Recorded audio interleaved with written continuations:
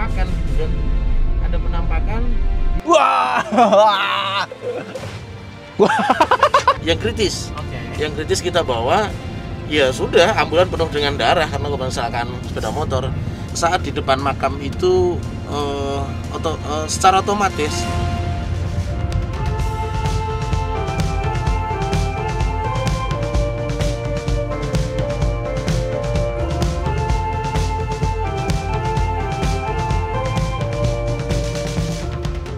Oke, halo semuanya, kembali lagi di vlog Ridho Hanif. Dan kali ini kita kedatangan dua mobil sebenarnya, tapi kita bahas yang ini aja. Ini adalah mobil ambulans milik sedekah rombongan.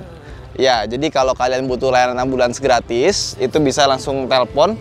Ini kebetulan ambulans yang dipakai di daerah Gunung Kidul. Dan di situ ada mobil sedekah rombongan yang dari Magelang, ya kan. Jadi memang sedekah rombongan itu banyak di kota-kota yang di daerah Jawa, bahkan sampai ke Sorong pun ada. Jadi kalau teman-teman butuh mobil ambulans atau mobil jenazah gitu kan, bisa langsung telepon ke sedekah rombongan. Ya, cari aja di sosmednya, di Instagram atau Facebooknya atau di Twitternya. Nah, ini kenapa gue bisa ngumpulin dua mobil ini, karena kebetulan gue cukup dekat sama sedekah rombongan. Dan sekarang ini karena lagi COVID, untuk layanan antar jemput pasiennya itu lagi di stop. Jadi mobil-mobilnya ini sekarang digunakan sebagai mobil buat antar-antar sembako. Nah, ini karena hari ini kebetulan antar sembakonya udah selesai, mereka kesini minta tolong, boleh dong ambulans kita dibikin videonya. Seru juga nih, kita belum pernah kan. Dan kenapa rata-rata kebanyakan EPV? Karena EPV ini dia cukup panjang dan bisa dipakai buat bawa jenazah. Jadi kerandanya itu bisa masuk. Kalau misalkan ada satu lagi yang Evalia, ada yang Grand Max, ada yang macam-macam lah ya. Mobilnya, pokoknya mobilnya bentuk-bentuknya kayak gitu. Itu nggak sepanjang EPV dalamnya. Nah, kalau misalkan kita lihat mobilnya, ini kebetulan EPV Arena tipe GX, sama seperti yang sana. Dan yang itu kebetulan yang berburu itu Mas Wahid. Itu ada sirenanya di atas, sama tengahnya itu ya speakernya lah yang buat uyu-uyunya. Ada tulisan ambulans tapi tulisannya kebalik. Kenapa kebalik? Karena pas kita lagi nyetir di depan terus kita lihat kaca spion, wah tulisannya ambulans. Makanya dibikin kebalik, mirroring. Terus di sini ada tulisan sedekah rombongan. Ada lampu lagi nih buat uyu-uyu lagi di sini sama di sini. Ini yang tipe, iya benar, tipe GX, dia ada fog lamp-nya. Samping yuk. Di samping ini ada stikernya tulisannya SR bergerak. Ini akunnya ya. Terus MTSR, mobil tanggap apa sih? mobil tanggap sedekah rombongan. Oh bener kan, mobil tanggap sedekah rombongan. Iya, MTSR ya kan.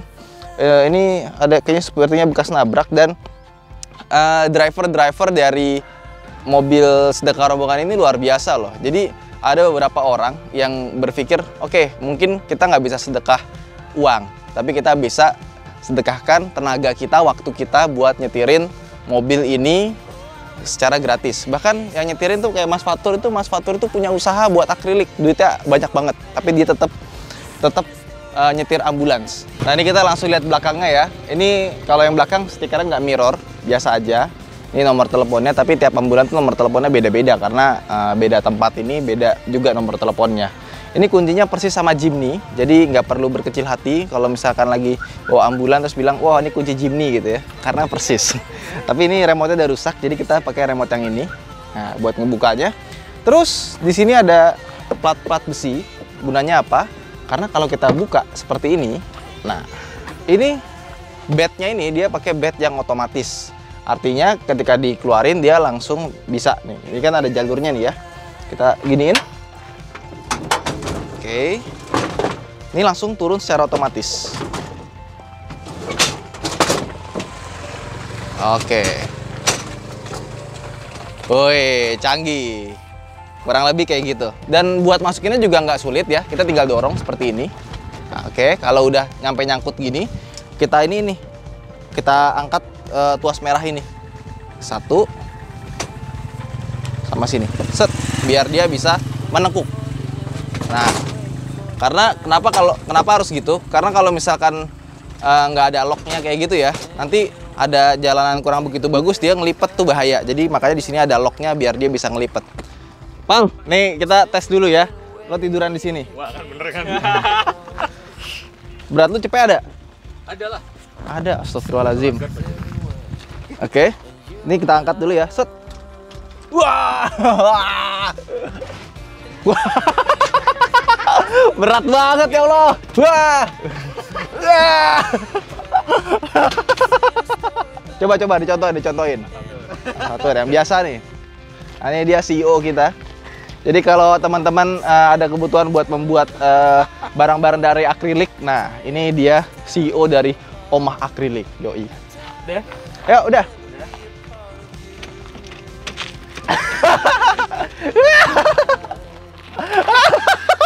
Bentar. Ini pasiennya terlalu gemuk. Bisa. Ya. Oke. Ah, udah ya. Ini di sini ada locknya, jadi nanti dibuka begini. Sip. Udah selesai. Di sini ada apa namanya lampu. Terus di sini, ini lucu nih. Ini kita stretcher. Mana tuh stretchernya kok? Oh, di dalam. Dalam. Oke, jadi kalau kalian pernah lihat main bola, ya kan?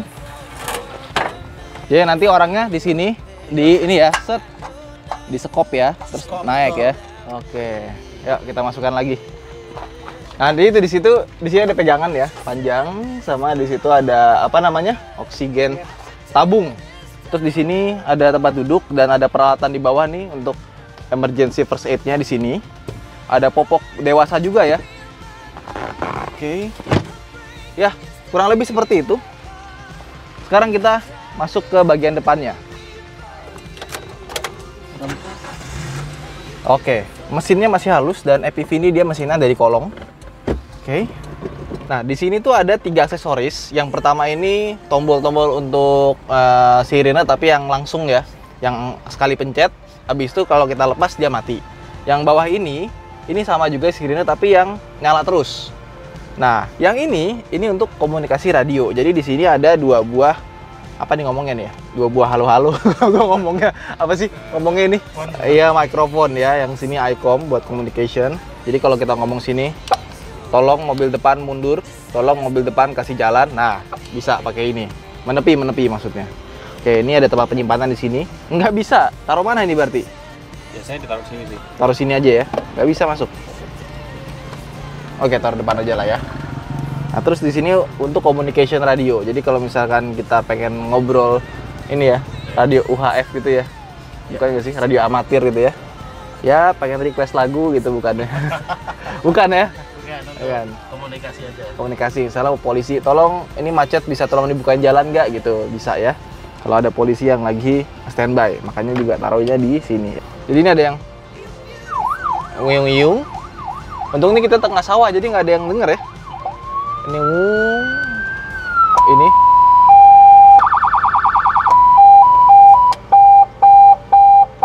Ini pasti lagi emergency banget nih, ya kan? Ini kalau lagi emergency banget ini. Kalau ini lagi apa nih? Ini biasanya untuk buka jalan juga. Ini untuk buka jalan. Yang ini buat ambulans biasa ini ya suaranya ya. Ini ambulans. Terus ini buat pemadam kebakaran. Ini buat polisi. Oke, ini untuk mati. Nah, yang tadi diputar di sini itu bisa juga dipencet di sini kayak misalnya tadi buat ini siren. Nah, itu Nah, gitu. Terus kalau misalkan ambulans lagi nggak bawa pasien, itu nggak boleh nyalain gini kan? nggak boleh. Kecuali pas lagi jemput. Iya. Jemput dia boleh, lagi urgent dia boleh. Dan ambulans itu boleh lawan arah ya? Kalau memang urgent boleh. Kalau memang urgent boleh. Jadi teman-teman kalau misalkan ada ambulans lewat dia terpaksa lawan arah melewati kemacetan, tolong dikasih ya. Karena kita nggak tahu, siapa tahu nanti posisi kita kebalik. Posisi kita adalah posisi di mana kita butuh ambulan, keluarga kita atau diri kita sendiri, terus gara-gara orang nggak ngasih jalan, jadinya lama. Oke. Itu aja sih. Mau kita bawa jalan? Boleh, dicobain. Iya, tapi kalau bisa pala jadi pasien lah ya. Yuk, kita nyobain yuk. Udah lama banget gua nggak bawa EPV. Koplingnya lumayan enteng. Terus setirnya ya nggak begitu enteng. Dan ini mobil tahun 2015. Ininya kilometer 182.940. Ya agak lumayan ya, karena memang kebanyakan buat bawa nganter pasien ke Semarang ya. Jogja, Semarang, Solo ya. Karena kan kalau nggak salah rumah sakit rujukan tuh adanya di Semarang ya yang paling banyak. Solo. Jogja, Semarang, Solo. Dan tiap kota itu ada rumah singgah ya. Ada rumah singgah, ada mobil tanggapnya juga. Ada mobil tanggap dan ada ininya ya. Mas Fatur ini bawa mobil jenazah ada berapa lama nih? Kalau nyopir ambulan sudah dari tahun 2015 ya. 2015 5 kebetulan tahun lah ya ada 15. Terus ada pengalaman-pengalaman yang biasanya kalau ngebahas hantu gimana tuh kalau masalah mistik-mistik itu ada nggak yang pengalaman berkesan? Ada ya. Adalah yang jelas. Pernah suatu ketika saya pulang dari Jogja habis nganter pasien itu ya. Jam 12 malam saya hampir sampai rumah tapi lewat di makam yang cukup besar. Saat di depan makam itu secara otomatis tip mobil itu bisa gede kenceng sendiri gitu kan.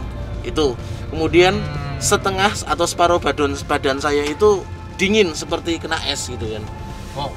Tapi setelah melewati kuburan itu hilang gitu kan. Jadi hilang, tipnya juga kecil sendiri. Itu pertama. Terus pernah yang kedua, suatu ketika malam juga saya naik ambulan habis bawa pasien pulang sendiri, kondisi kosong.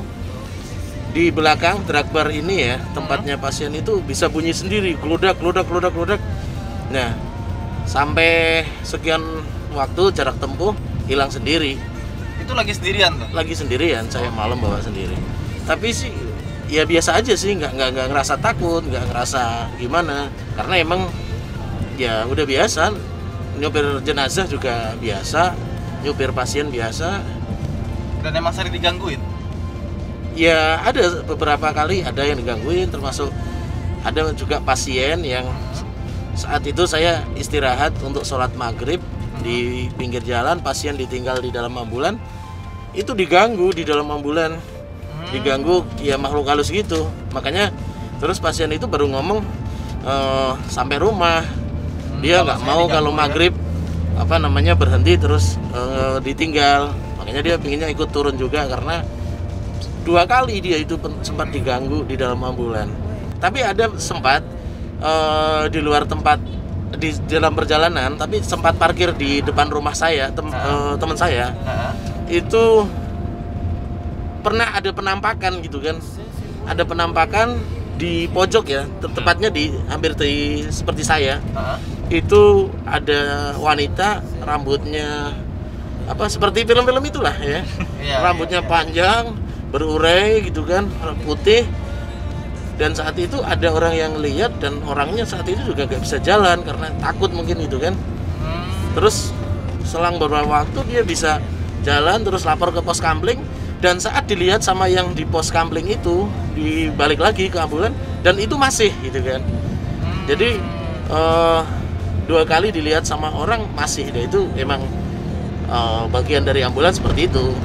Cuman bagi kami sopir-sopir ambulan itu sih hal yang biasa, wajar. Iya, dan kebanyakan ini driver-driver sedekah rombongan ini emang luar biasa ininya, agamisnya ya Mas ya. Wah, biasa aja sih. By the way Mas, pengen nanya lagi nih, ngaruh gak sih bawa mobil ambulans ke psikologis kita? Ya, kalau masih di awal-awal ngaruh banget. Ketika sirene dibunyikan, kita bawa pasien, itu ngaruh banget. Karena di jalan otomatis di depan kebanyakan memang membuka jalan ya, ngasih jalan kita untuk ini. Artinya bahwa emosionalnya kita tinggi. Artinya ketika kita sudah sirene bunyi, mau nggak mau kita harus tancap gas. Itu di awal. Tapi kalau udah lama, meskipun sirene berbunyi, kita sesuaikan dengan kondisi pasien. Ya, kalau pasien nggak benar-benar urgent harus sampai ke rumah sakit, ya kita tetap dengan kecepatan standar. Cuman kalau memang urgent ya mau nggak mau kita harus tancap gas.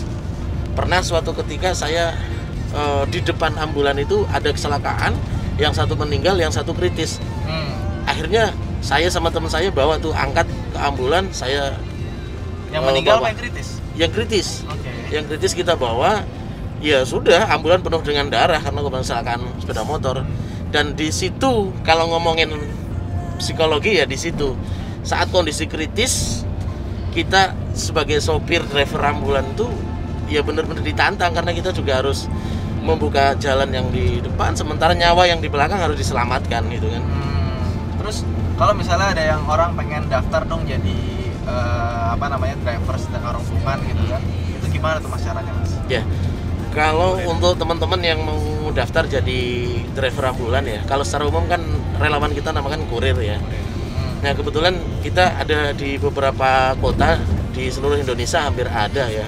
Itu bisa langsung membuka di websitenya sedekahrombongan.com. Itu nanti ada form pendaftaran kurir, itu bisa langsung. Dan di situ nanti bisa langsung nge-link ke nomor masing-masing koordinator wilayah di wilayah masing-masing. Itu seperti itu. Ya jadi buat teman-teman misalnya lagi merasa nggak ada kerjaan nih segala macem. Nah salah satu katanya kan kalau bersedekah itu membuka pintu rezeki ya. Ya, betul. Nah, Insya Allah. Terus bilang tapi kita nggak punya apa-apa buat sedekahkan gitu ya. Bisa pakai tenaga, bisa pakai waktu kita. Gitu ya. Betul. Dan kalau habis menolong orang gitu ya. Ya tadi ada sedikit ini ya hal yang tidak diduga. Tiba-tiba mobil diketok dong. Pikir waduh Ternyata salah apa? Taunya relawan ini kurir sedekah rombongan Yang Gunung dari Kidul. Gunung Kidul. Berarti relawan banyak ya mas ya? Relawan untuk seluruh Indonesia sudah 500 lebih sekarang ya. 500 lebih ya, luar biasa. Terus kalau nyetil ambulan dibayar nggak mas? Kita nggak ada yang dibayar untuk yang relawan ya. Cuma ada beberapa daerah yang memang jasa profesional driver ya. Karena memang frekuensi ke rumah sakitnya sangat tinggi ya. Artinya harus setiap hari nganter pasien kontrol. Jadi Iya, dan nggak ada relawan yang bisa nyetir, ya udah terpaksa pakai supir yang profesional. ya untuk beberapa daerah yang misal rumah sakit rujukannya tipe B, tipe A gitu kan. Itu rata-rata memang pakai driver yang profesional. Karena emang untuk cover perawatan antar jemput pasien. Kadang soalnya malam juga ada yang pasien hujan atau yang seperti itu, jadi memang harus saling cover mas. Sama nih mau nanya deh. Nah itu biayanya dari mana itu? Bisa running gratis ngasih antar jemput pasien segala macam sedekah rombongan dari mana biayanya? Dananya dari Allah itu kan. Ya yang jelas Titipan langit ya, titipan langit. dananya yang jelas kan dari sedekaholic, kita sebut sedekaholic ya, para pesedekah ya di seluruh Indonesia bahkan seluruh dunia, karena kita ada beberapa yang TKI gitu kan, yang sedekah ke sedekah rombongan. Dan alhamdulillah tiap bulan kita tetap ada donasi atau sedekah dari beberapa orang gitu ya yang masuk ke rekening sedekah rombongan. Nah kita gunakan untuk operasional ambulan, perawatan pasien ya, itu seperti itu. Terus kalau misalkan teman-teman juga nih mau ikut sedekahnya kemana tuh? Sedekahnya bisa langsung transfer, praktis kan, transfer ke rekening sedekah rombongan, kemudian nanti kita akan berikan laporan-lapornya lewat website, dananya disalurkan kemana aja gitu kan. Nanti di websitenya sedekah rombongan sudah ada rekeningnya gitu ya. Oke, nah pertanyaan terakhir nih mas. Kalau misalkan saya nggak punya kemampuan buat nyetir, pengen ikut jadi kurir sedekah rombongan, kita bisa ngapain aja? Maksudnya bantu dengan tenaga tapi bukan supir, tuh? Bisa. Jadi untuk supir itu kan untuk tertentu aja ya, artinya yang bisa nyopir, kemudian yang punya SIM gitu ya. Tapi untuk teman-teman yang memang tidak bisa nyopir, bisa bergerak menjadi kurir yang melakukan satu adalah survei ke pasien ketika ada, ataupun survei ke sasaran ya, duafa ataupun pasien orang sakit atau apa, disurvei kemudian nanti dilaporkan ke koordinator. Itu pertama. Kemudian yang kedua, relawan ini yang nggak bisa nyupir misal ya, mau tetap bergerak, bisa menyalurkan ya, ataupun kita sebut kurir adalah pengantar itu ya, mengantarkan bantuan mendampingi, mendampingi pasien, ataupun mengantarkan, menyerahkan bantuan, santunan. Nah, kita ada santunan juga gitu ya. Ya itu teman-teman sangat bisa. Ataupun hal yang terkecil yang bisa dilakukan adalah teman-teman bisa menjadi informan. Ketika ada tetangga, saudara atau siapapun yang memang layak untuk dibantu, bisa gitu ya, bisa diberikan info ke sedekah rombongan. Minimal adalah menjadi informan. Itu untuk teman-teman yang memang tidak harus terjun langsung menjadi supir ambulan gitu, bisa. Oke, siap kalau gitu. Terus sedekah rombongan kan yang saya lihat ini kayak muslim ya, kalau yang non muslim bisa nggak? Enggak, kita universal ya, artinya kita kalau bahasa muslim kita sebagai rahmatan lil alamin ya, artinya kita untuk semua, hadir untuk semua. Jadi relawan kita yang ada di seluruh Indonesia itu kita multi ya, artinya ada yang dari agama Islam, agama yang lain, Nasrani, Katolik, dan itu ada semuanya. Ya. Kemudian yang kedua, pasien-pasien kita yang ada di seluruh Indonesia itu kita juga tidak melihat dari suku, agama, ras gitu ya, ataupun golongan. Jadi kita semua tetap akan kita santuni, kita bantu tanpa melihat perbedaan yang seperti itu. Oke. Masya Allah, luar biasa sekali ya. Itu aja mungkin video kita kali ini. Terima kasih buat teman-teman yang nonton. Jangan lupa untuk like dan subscribe. Dan buat teman-teman yang mau sedekah bisa langsung ke Sedekah Rombongan. Ini ada akun Instagram, Twitter, segala macamnya, bisa lihat di situ ya. Saya Ridwan Hanif, semoga video ini bisa bermanfaat. Sampai jumpa di video berikutnya. Bye.